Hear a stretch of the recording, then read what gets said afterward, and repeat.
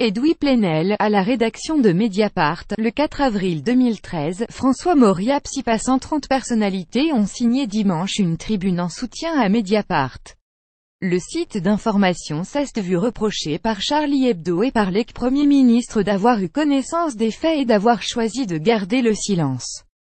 130 personnalités ont signé une tribune en soutien à Mediapart, après que Charlie Hebdo et l'ancien Premier ministre Manuel Valls ont reproché au site d'avoir protégé l'islamologue Tariq Ramadan, accusé de viol, a annoncé dimanche le site d'information.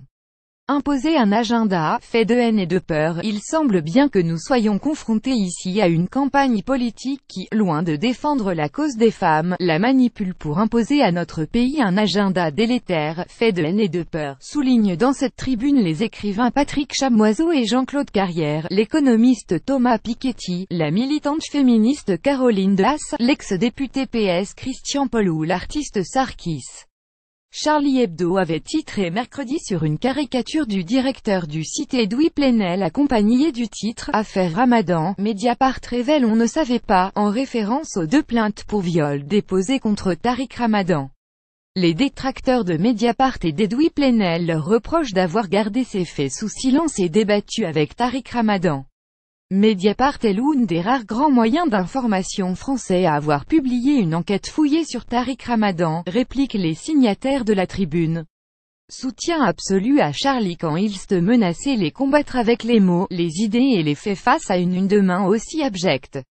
pic.twitter.com Gmail 9 ou 9 gouge, Fabrice Arfi Fabrice Arfi November 7, 2017, une campagne de délation, tout doit avoir le droit de se dire, de s'écrire et de se représenter, et cela doit être dit et répété, particulièrement pour Charlie Hebdo, affirment les signataires de la tribune, en ajoutant, nous avons aussi le droit d'écrire que la une de Charlie de cette semaine est diffamatoire, et haineuse.